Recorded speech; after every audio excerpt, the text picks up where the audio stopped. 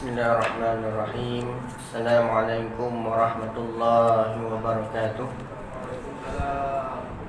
Kita buka majlis kita dengan umul kitab Al-Fatihah.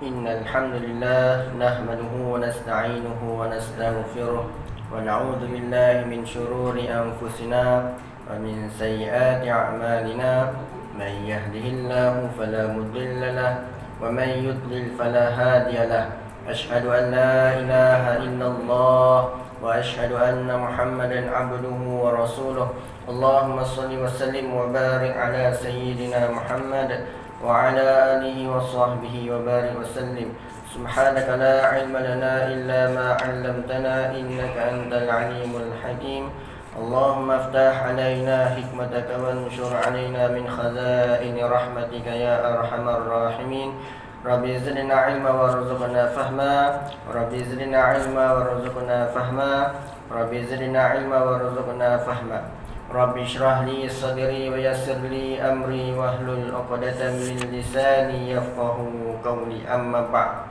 Yang saya hormati lagi saya kasihi staf pimpinan Surau Tamadatu Haji Abdul Samad, Tuan Imam, Tuan Bilal, KJK Surau, serta tuan-tuan, puan-puan, ibu-ibu, ayah-ayah yang dirahmati Allah Subhanahu wa taala sekalian. Alhamdulillah, pertama-tamanya sekali marilah kita merafakkan kesyukuran kepada Ilahi kerana dengan limpah kurnianya, dengan taufik dan inayahnya, dapat kita berkumpul bersama-sama pada malam ini untuk kita menuntut ilmu, iaitu sebuah ilmu fardu ain, ilmu tauhid yang wajib dipelajari oleh setiap mukallaf. Jadi tuan-tuan, pada malam ini adalah malam yang sungguh agung. Sebab malam ni malam apa? 27 Rejab, yang di mana pada malam ini, kalau ikutkan Rasulullah SAW berlaku peristiwa yang penting dalam hidupnya, iaitu peristiwa Isra' dan Mi'raj. Jadi Isra' dan Mi'raj ni saban tahunlah kita mendengar kisahnya, kan? Dia mempunyai pelbagai peristiwa yang agung yang memberi kesan besar kepada tamadun peradaban manusia dan perundangan Islam itu sendiri, kan? Ketika Isra' Mi'raj itulah berlakunya difardukan, ditaklifkan ke atas setiap umat Nabi Muhammad SAW untuk mendirikan solat. Jadi peristiwa Isra' dan Mi'raj ni berlaku bila?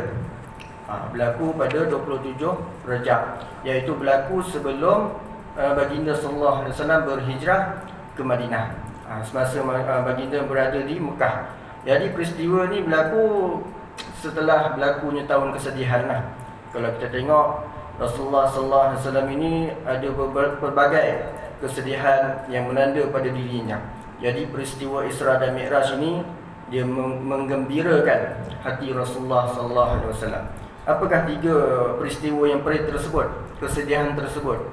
Yang pertamanya ialah pada tahun ke-10 Hijrah, kan, isteri Nabi SAW iaitu Khadijah binti Khuwailid wafat, meninggal dunia.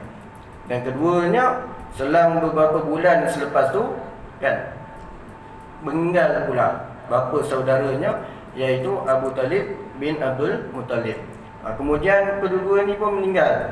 Nabi SAW sedih sebab dia adalah dua tunjang utama yang sentiasa menyokong dakwah Nabi Muhammad SAW. Walaupun salah seorangnya, iaitu Abu Talib, tidak memeluk Islam, tetapi dia menyokong perjuangan Nabi SAW. Dan yang ketiganya, kan, berlaku tahun kesedihan bila mana Nabi SAW dakwahnya ditolak. Ketika berada di mana? Ketika berada di Taif. Dakwah baginda yang ditemani oleh Zaid bin Harisah ditolak mentah-mentah dengan penuh penghinaan di Taif sendiri. Penuh penghinaan, dicampak, diludah, dibaling selipar, dibaling batu, sehingga darah Nabi Muhammad SAW penuh dekat capalnya. Seandainya jatuhlah darah setitik dekat tanah, habis binasa dekat kaum Taif tersebut. Akan tetapi Nabi Muhammad SAW sabar, kan? Nabi Muhammad menolak permintaan malaikat untuk supaya diterbalikkan Taif tersebut. Kan tetapi dengan berkat Nabi Muhammad SAW, kalau kita tengok Taif sekarang banyak melahirkan para alim ulama. Itu tahun kesedihan. Kemudian setelah berlakunya peristiwa tersebut, Nabi SAW digembirakan dengan peristiwa Isra' dan Mi'raj. Apa maksud Isra' dan Mi'raj? Isra' dan Mi'raj ni adalah, Isra' bermaksud perjalanan di bumi, daripada Masjidil Haram ila Masjidil Aqsa. Kemudian Isra' pula adalah di langit, perjalanan Nabi Muhammad SAW. Mi'raj adalah perjalanan di langit. Seperti mana yang kita telah ketahui bahawa Nabi Muhammad SAW telah berhijrah, telah diperjalankan, asra, diperjalankan oleh Allah Subhanahu Wa Taala daripada Masjidil Haram ke Masjidil Aqsa pada satu malam sahaja. Kemudian naik ke langit. Kalau kita tengok dalam ilmu tauhid, itu adalah satu mukjizat. Kalau kita ikut hukum akal, tu logik akal lah. Pada satu malam sahaja naik daripada Mekah pergi ke Baitul Maqdis, kemudian naik ke Sidratul Muntaha. Logik ke tak logik? Tak logik. Adat kebiasaan kita, kalau kita tengok kebiasaan tak logik. Tetapi kalau kita tengok hukum akal, ni kita nak cerita ni hukum akal. Hukum akal dia tidak ada yang logik. Semuanya boleh berlaku atas kekuasaan Allah Subhanahu Wa Taala. Sebab itu disebut sebagai asra, diperjalankan oleh Allah Subhanahu Wa Taala. Jadi peristiwa ni bermula menurut Ad-Dhahhak bin Muzahim menyebut bahawa ketika baginda hampir tidur selepas Isyak di rumah Ummu Hanif bin Abu Talib, kan, baginda didatangi Jibril tanpa disedarinya. Ni kejutan lah, macam happy birthday, macam tu. Jadi kejutan, sebab menggembirakan hati Rasulullah SAW. Anas bin Malik menjelaskan, setelah itu dada Nabi dibelah serta hatinya dikeluarkan untuk dibasuh di dalam sebuah bekas emas, kan, yang dipenuhi dengan iman dan hikmah. Selepas itu seekor burak disediakan sebagai tunggangan baginda dalam peristiwa Isra' tersebut. Kalau kita tengok pembedahan belah jantung ni, belah dada ni, berapa lama operation yang selalu dibuat? Berjam-jam, 5 jam, 6 jam. Tetapi dengan kekuasaan Allah SWT, perkara tersebut tidak berlaku berjam-jam. Kalau ikut hukum lah, adat kebiasaan adalah 5-6 jam baru ni.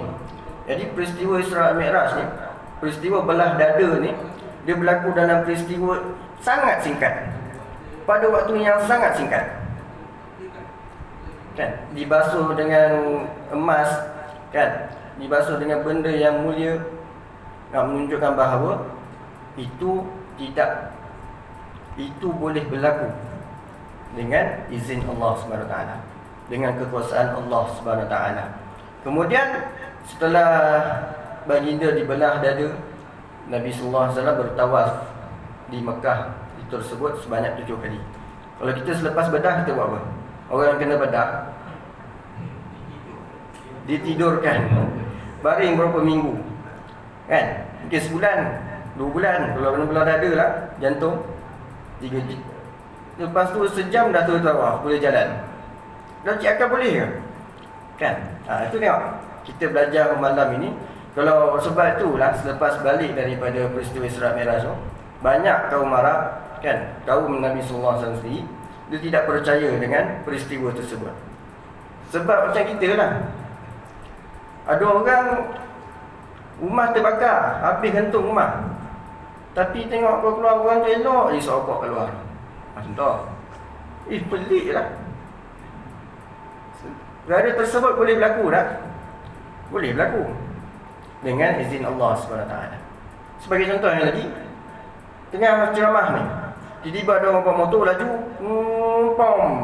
langgar lori, motor habis, renok habis. lori bengkok, habis pecah. Tapi lepas tengok orang tu relax lah, boleh bangun. Ish, mustahil ni kan, kalau kita fikir macam tu kan. Apatah lagi pada peristiwa Isra' dan Mi'raj.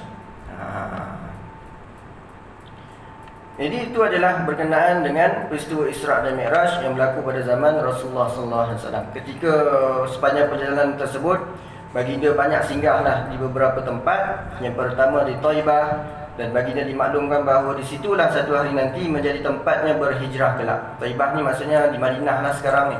Kemudian keduanya Nabi SAW singgah di Madian, dan baginda dimaklumkan bahawa di situlah terdapatnya sebatang pokok yang menjadi tempat Nabi Musa berehat setelah dikejar oleh Firaun.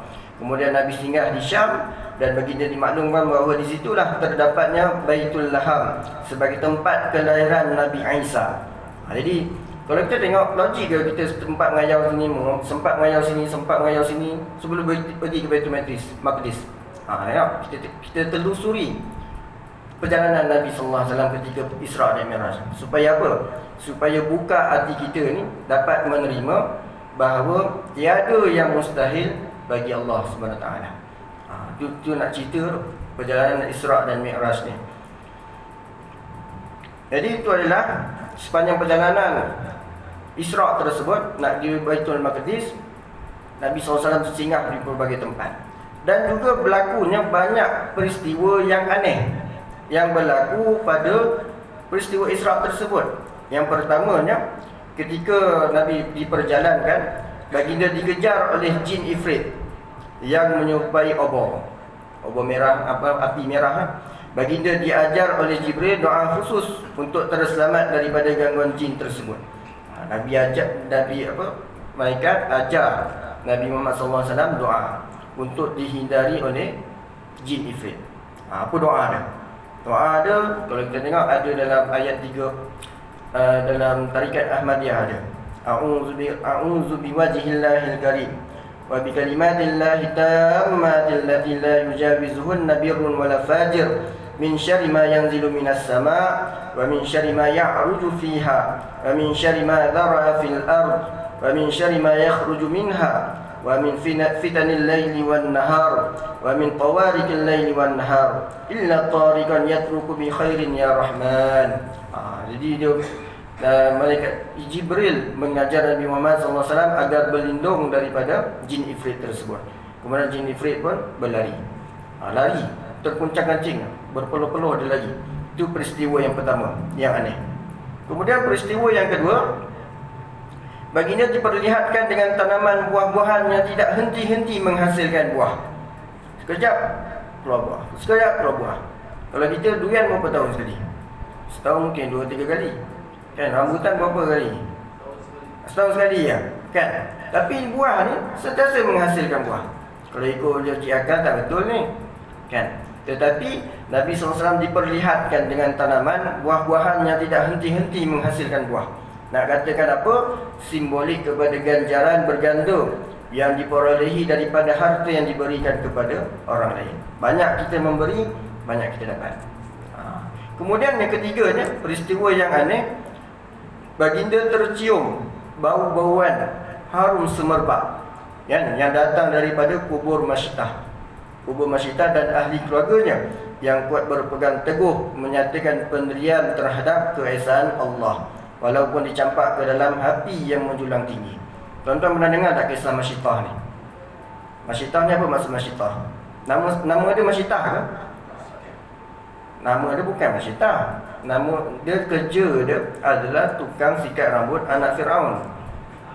Kan? Sebab tu disebut sebagai Masyitah. Mishtun sikat. Masyitah orang yang tukang sikat rambut. Jadi berlaku peristiwa ni sebab apa?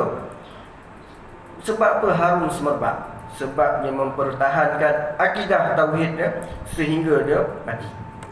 Sebab itu tuan-tuan, kalau kita dilanda ujian sekalipun, jangan kita lupa Allah SWT.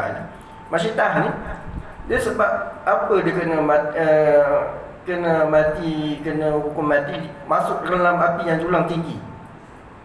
Kisah dia sebab ketika dia sikat rambut anak Firaun tu, sikat tu terjatuh. Dia pun kata Bismillah. Bismillah. Dekat Bismillah. Kemudian anak Firaun ni tanya, siapa Bismillah, siapa Allah ni? Dia cakap, itu adalah Tuhan aku dan Tuhan kau, dan juga Tuhan bapa kau. Kemudian anak Firaun ni, pelik ni.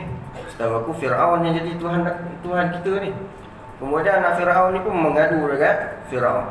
Firaun panggil menghadap. Kemudian Masyitah ni berkata, siapakah Tuhan kau? Masyitah masih lagi mempertahankan. Kalau kita macam mana? Kau lah Tuhan.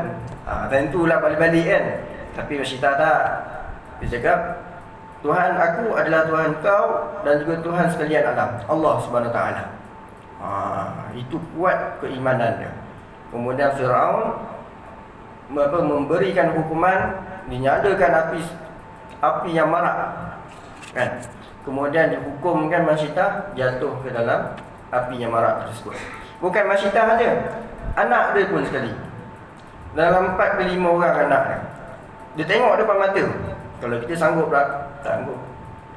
Seorang jatuh, anak pertama jatuh, anak yang kedua jatuh depan mata dia, ketiga jatuh, keempat jatuh.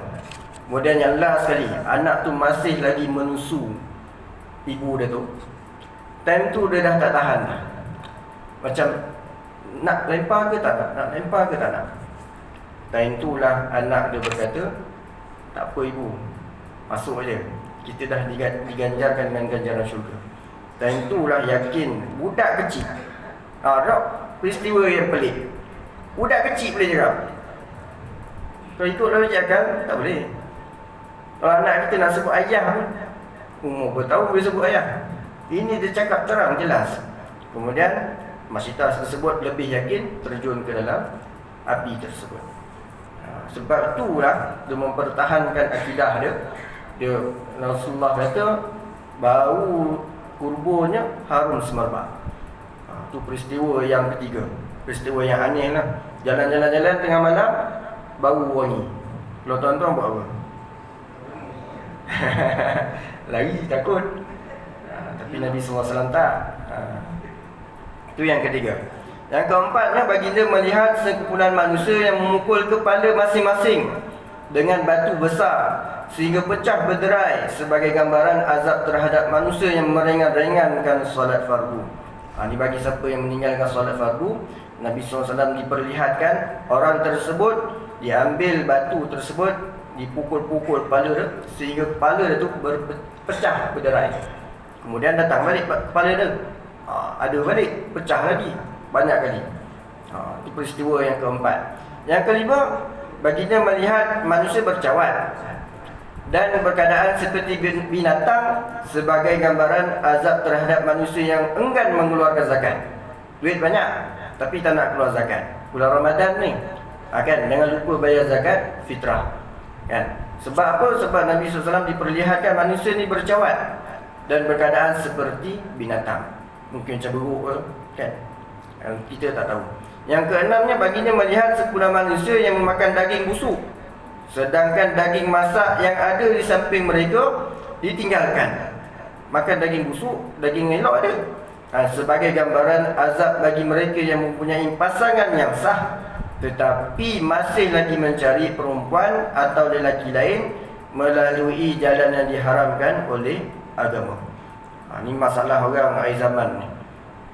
Isteri ada tapi tetap mencari perempuan lain untuk berzina. Banyak tak berlaku sekarang ni? Banyak kan? Ada yang jadi apa? Yang belum terbaru ni, jadi daddy Ash, sugar daddy, macam-macam lagi kan. Itu kalau kita tengok ramai yang sanjung. Laki kahwin dua, marah pula, dikecam pula. Tengok akhir zaman punya permainan.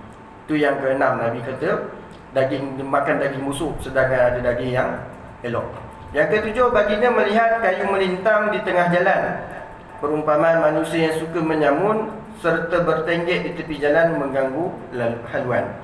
Yang ke-8, baginda melihat sekumpulan manusia berenang dalam lautan darah sambil dilempar batu. Dia berenang kat lautan darah, dilempar batu orang tersebut. Sebab apa? Sebab pemakan riba. Azab bagi pemakan riba. Orang yang makan riba ni, tunggulah kat akhirat esok. Jadi berbaling kan, dia berenang ke lautan darah ni, baling batu. Mungkin darah dia yang dia berenang, wallahu alam. Yang kesembilan, baginda melihat sekumpulan manusia menambah beban yang sudah tidak terangkat. Dah angkat beban yang berat, tambah lagi. Perumpamaan manusia yang suka menerima banyak amanah dan tanggungjawab tetapi tidak mampu melaksananya. Sibuk nak tegar kerja jawatan, kerja tanggungjawab kan. Sibuk nak jadi apa ni, jadi tu, jadi jawatan tertinggi, tapi amanah tak buat, tanggungjawab tak buat. Sebab apa? Nak gaji sedap, nak jawatan tinggi. Kan Nabi SAW katakan di akhirat kelak, Nabi diperlihatkan pada peristiwa Isra' Mi'raj ni, dia mengangkat beban yang berat, tambah lagi. Itu peristiwa yang pelik tu, Nabi SAW boleh lihat kan. Kemudian yang ke-10, baginda melihat sekumpulan manusia yang menggunting lidah dan bibir masing-masing sebagai gambaran azab bagi mereka yang hanya manis mulut memberikan nasihat, akan tetapi mereka sendiri tidak melakukannya. Cakap sedap kan, kau buat baik sembahyang ni, tapi dia sendiri tak buat kan, lidah dan bibir dia digunting.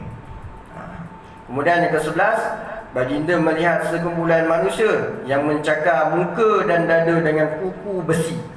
Kuku besi dicakar dada, cakar muka, sebagai gambaran azab bagi mereka yang suka mengumpat.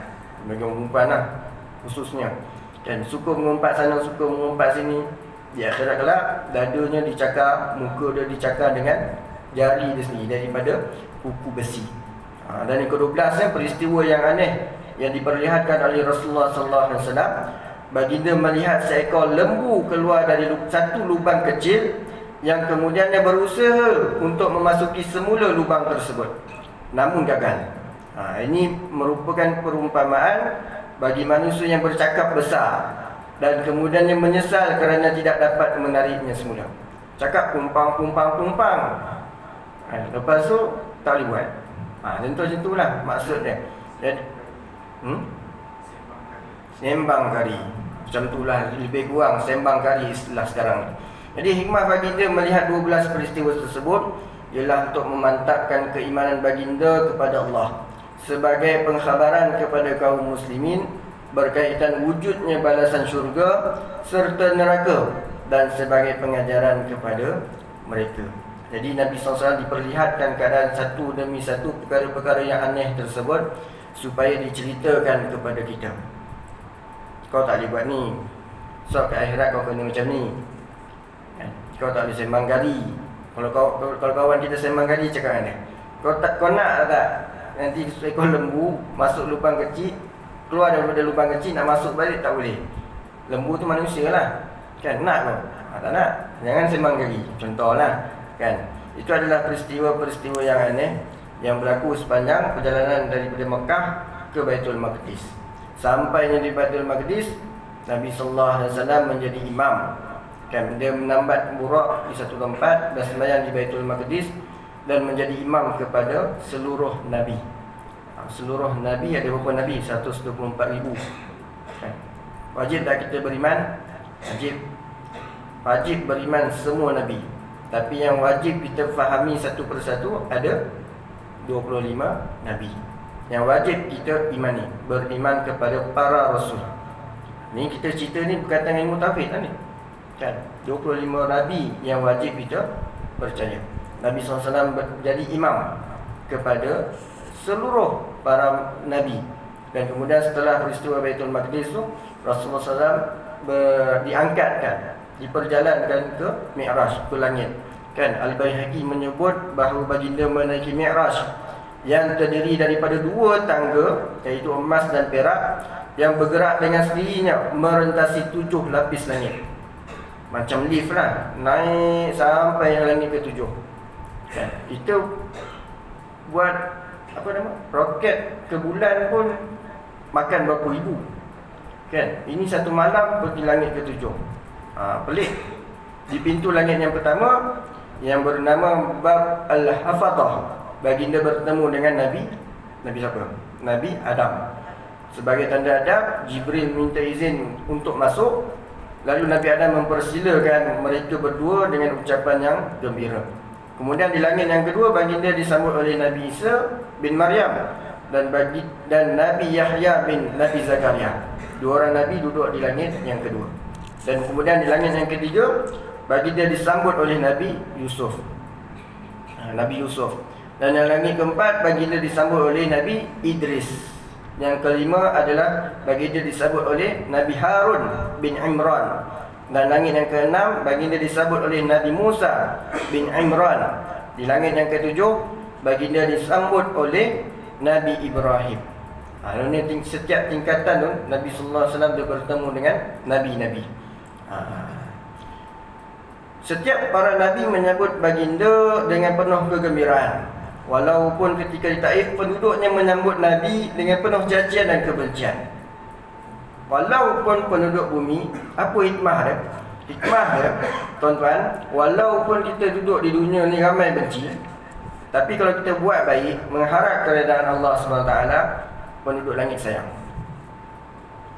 Buatlah, kalau kita tengok di akhir zaman ni, kita buat baik, kita tegur perkara yang baik, kan? Orang benci, semua benci.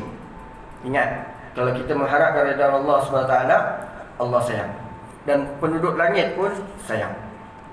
Itu adalah hikmah dia. Kan Nabi SAW dicaci, dihina di Taif. Kan? Kemudian di langit disambut dengan gembira oleh para malaikat dan juga para nabi. Kemudian pada langit yang ketujuh, baginda melihat Nabi Ibrahim menghadap Baitul Ma'mur. Baitul Ma'mur ni apa? Kiblat bagi para malaikat. Kiblat para malaikat di Baitul Ma'mur yang syarat dipenuhi oleh para malaikat kedudukannya setentang dengan Kaabah. Kaabah tu kalau duduk di langit, Baitul Ma'mur dekat atas dia, setentang. Itu adalah kiblat para malaikat. Selepas itu baginda diperlihatkan dengan Sidratul Muntaha. Dan langit naik ke langit ketujuh, dinaikkan Sidratul Muntaha. Keindahan syurga, tengok keindahan syurga, Telaga Kausar dan gambaran neraka yang amat dahsyat. Kemudian baginda menaiki mustawa bersendirian. Nabi Jibril, malaikat Jibril dah tak ikut dah. Mustawa ni adalah tempat yang paling tinggi. Dan akhirnya menuju ke arasy Tuhan, arasy Allah. Allah memerintahkan agar solat dilakukan sebanyak 50 waktu lah. Kita tahulah, umum kita tahu bahawa perintah solat telah berlaku pada peristiwa Isra' dan Mi'raj. Ketika di mana? Ketika di Mustawa, bertemu dengan Allah Subhanahu Wa Taala. Jadi adakah dalil kita boleh katakan bahawa Allah Subhanahu Wa Taala berada di arasy ataupun berada di Sidratul Muntaha? Boleh ke kita katakan macam tu? Tak boleh. Jangan kita katakan bahawa Allah Subhanahu Wa Taala itu berada di arasy. Allah tidak bertempat dan Allah tidak perlukan tempat. Allah berada di mana? Allah tidak bertempat, bukan di mana-mana. Allah bukan di arasy. Allah Nabi SAW diperjalankan sehingga ke langit dunia adalah untuk menerima tanggungjawab solat, kefarduan solat. Tapi adakah dinyatakan Nabi SAW bertemu dengan Allah, melihat wajah Allah? Tak dikatakan macam tu, kan? Jadi kalau orang kata inilah dalil kita yang mengatakan Allah itu berada di arasy, kita katakan tidak, kan? Jangan kita katakan bahawa Allah berada di arasy. Allah, Nabi SAW dia menerima, ditaklifkan solat fardu, menerima tanggungjawab solat. Dan sebagai nak mengatakan bahawa solat ini penting, kalau kita tengok arahan lain, pelaksanaan tanggungjawabnya lain ditaklifkan kepada kita, semuanya berada di bumi. Tapi nak menunjukkan kemuliaan solat tersebut, ia perlu diambil di langit yang paling tinggi, di arasy. Itu sebenarnya, bukan nak katakan bahawa Allah berada di arasy. Tidak. Macam kita lah, bagi contoh macam mana, kita duduk dalam bilik, ada orang dengar kita berborak dalam bilik.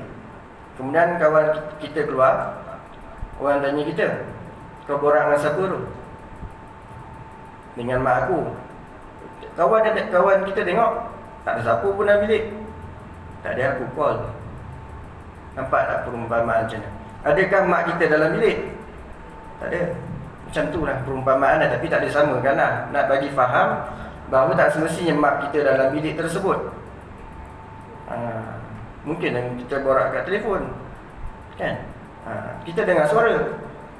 Nampak tak fahaman kita macam tu?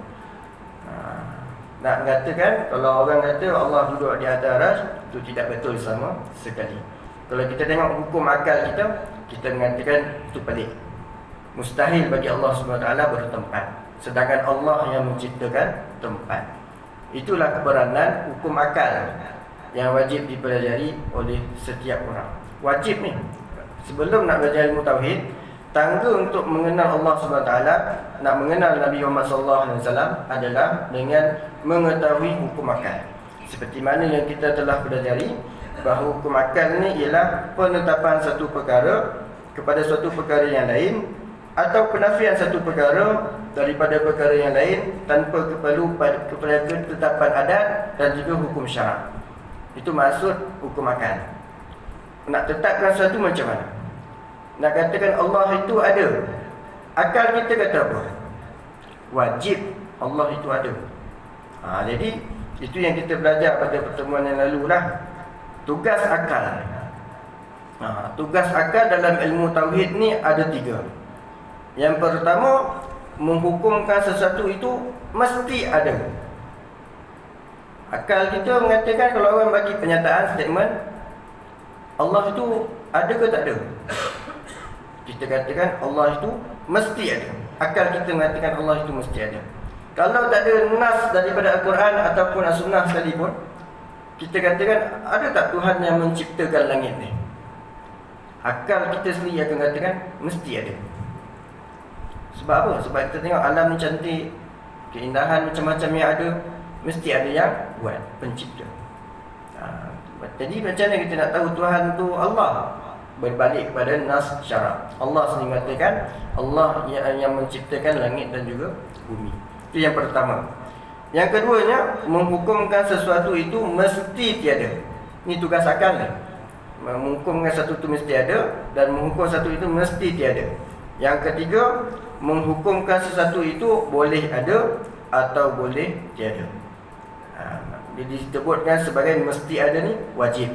Wajib bagi akal mengatakan ada, mesti berlaku. Mesti tiada disebut sebagai mustahil. Dan juga boleh ada ataupun boleh tiada disebut sebagai jawaz ataupun jaiz, harus. Allah SWT boleh buat ataupun Allah SWT tak boleh buat pun tak apa.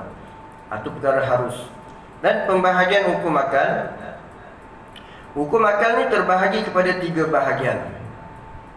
Tadi tugas akal, ni hukum akal, dia terbahagi kepada 3 bahagian. Yang pertama ialah wajib akli.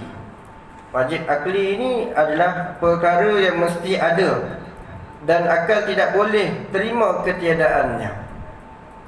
Ataupun dalam bahasa Arab, ulama mendefinisikan sebagai ma la yatasawwaru fil aqli adamahu. Ma la yatasawwaru fil aqli adamahu, iaitu apa perkara yang tidak dapat digambarkan ketiadaannya dalam akal fikiran. Itu maksud wajib pada akal. Dan katakan bahawa perkara yang menerima ada sahaja dan tidak langsung menerima yang tiada. Itu maksud wajib akli lah, iaitu mengikut pertimbangan akal ni, perkara itu mesti ada, sungguh ada, kan? Tidak boleh jika tidak ada. Sebagai contohnya, apabila dikatakan wajib Allah SWT itu bersifat qidam. Maknanya tu qidam itu wajib bagi Allah SWT. Apa maksud qidam? Qidam tu maksudnya sedia ada. Allah ini tiada permulaan dan tiada pengakhiran. Kalau kita katakan Allah ini ada permulaan, wajib tak bagi akal kita mengiyakan perkara tersebut? Allah itu ada, tiba-tiba ada. Allah itu baru wujud. Akal kita kata apa? Mustahil. Tapi kalau kita ada orang mengatakan Allah itu sedia ada, wajib bagi akal kita menerima. Ini akal yang waras. Tapi ada juga akal yang gila, yang tak waras. Nyatakan Allah ini ada yang cipta, kemudian ada yang cipta Allah. Yang cipta Allah pun ada kan yang cipta dia. Itu pun ada yang berfikiran macam tu, menunjukkan bahawa akal tersebut tidak waras. Dia tidak belajar hukum akal lah. Ada ulama katakan tak belajar hukum akal ni disifatkan tidak berakal, bahkan boleh jadi gila. Itu yang pertama. Maksudnya ialah sifat idam itu mesti ada pada Allah Subhanahu Wa Taala. Bagi contohnya hukum akal, 1 tambah 1 2. Kita nak hukum akal kata apa? Wajib ke, mustahil ke, harus? Wajib. 1 tambah 1 mesti 2. Tak boleh kita katakan 1 tambah 1 3. Buatlah macam mana sekalipun, kalau Allah kata buat 1 tambah 1 3, mustahil. Kalau Allah buat 1 tambah 1 3, maka Allah SWT bersifat lemah. Kan? Nak nampak kebodohan Allah? Tak boleh.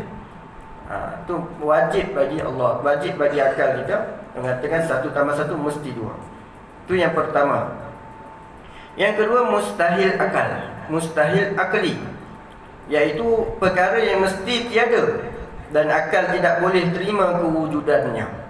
Ma la yutasawwaru fil akli wujuduhu. Apa perkara yang tidak dapat digambarkan kewujudannya dalam akal fikiran. Akal kita akan mengatakan tak logik. Macam Isra' dan Mi'raj saya ceritakan tadi, kan? Logik akal. Mustahil ke Allah SWT memperjalankan Nabi Muhammad daripada Mekah ke Baitul Maqdis, kemudian naik ke langit Sidratul Muntaha? Akal kita kata apa? Mustahil. Akal kita tak kata mustahil. Akal yang waras akan kata harus bagi Allah SWT. Allah SWT boleh memperjalankan macam-macam perkara, boleh buat apa-apa perkara yang diizinkan oleh Allah SWT. Kun fayakun. Nak katakan bahawa apa-apa yang digambarkan oleh akal fikiran kita, yang tiada, mustahil perkara tersebut berlaku. Tak logik perkara tersebut berlaku. Yang perkara yang berlaku pada Isra' dan Mi'raj tu bukan pada tak logik pada akal, bukan mustahil pada akal, tetapi mustahil pada adat kebiasaan. Kalau orang jalan kaki Mekah ke Baitul Maqdis, berapa lama ambil masa? Kalau kita tengok berhari-hari, berbulan-bulan, tapi diperjalankan 1 malam. Ikut hukum adat, mustahil. Tapi bagi hukum akal, akal kita berfikir benda tersebut boleh berlaku. Itulah dinamakan sebagai mukjizat. Sebab itu kena belajar hukum akal ni. Kalau kita berfahaman peristiwa Isra' dan Mi'raj mustahil pada akal, kita etikad macam tu, kata para ulama mengatakan boleh jadi kufur. Sebab apa? Sebab menafikan mukjizat Nabi Muhammad SAW dan juga para nabi. Nabi Musa belah laut bagi 2. Mustahil pada akal ke harus pada akal? Harus pada akal. Mana kata dengan kekuasaan Allah SWT benda tersebut boleh berlaku. Tapi pada adat dia mustahil. Itu maksudnya. Jadi kalau tuan-tuan dah faham, akal tuan-tuan dah waras lah.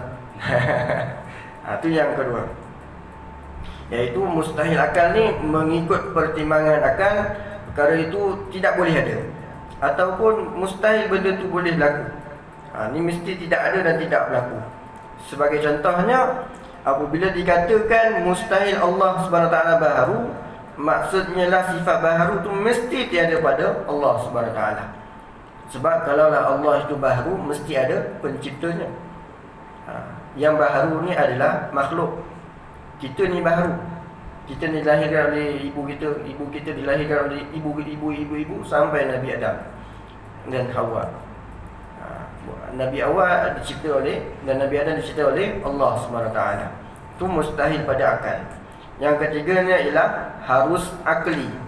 Hukum akal kita mengatakan harus akli ataupun jaiz. Iaitu perkara yang boleh ada dan boleh tiada, dan akal boleh terima kewujudannya dan ketiadaannya. Seperti keadaan seseorang ada kalanya bergerak ataupun diam. Itu maksud hukum harus akli. Hukum akal pembahagiannya harus pada akal ma yasihu fil aqli. Apa yang benar, perkara yang boleh diterima oleh akal, wujuduhu wa adabuhu. Kewujudannya ataupun tiada kewujudannya. Maknanya kata Allah SWT boleh buat tersebut ataupun boleh tak buat. Itu harus. Penciptaan kita ni, makhluk. Kalau Allah kata tak boleh cipta, kalau Allah kata tak nak cipta, harus tak pada akal kita? Harus. Jadi kita ni dihidupkan dengan kurniaan Allah SWT. Bukan wajib bagi Allah ni hidupkan kita, tetapi harus bagi Allah dengan kekuasaannya menghidupkan kita. Seseorang, contohlah, dia buat banyak perkara jahat dekat dunia ni, tak pernah satu perkara baik pun dekat dunia ni dia buat baik. Kalau kita tengok hukum akan masuk neraka orang ni, tapi boleh tak Allah masukkannya ke dalam syurga? Boleh. Harus bagi Allah memasukkan seseorang yang tersebut ke dalam syurga. Sebab tu kalau kita faham ni, kita akan tahu jangan kita mudah menilai orang. Tengok kita datang surau, orang sana mengempit kan, maksudnya akhir budak ni, ya Allah, tak ada sedepan orang ni, risau kita kan. Kita nak fikir kita baik, bahaya. Sedangkan dengan kekuasaan Allah SWT, benda tersebut boleh berlaku. Itu harus pada akal. Seperti keadaan seseorang ada kalanya bergerak ataupun diam. Contohnya tuan-tuan sekarang duduk, lepas tu berdiri, lepas tu solat. Kadang-kadang dalam setiap masa tu tuan-tuan akan bergerak dan juga duduk. Itu harus pada akal. Tapi adakah seseorang tersebut boleh duduk dan juga berdiri ataupun bergerak dan diam dalam satu masa? Boleh tak? Mustahil pada akal.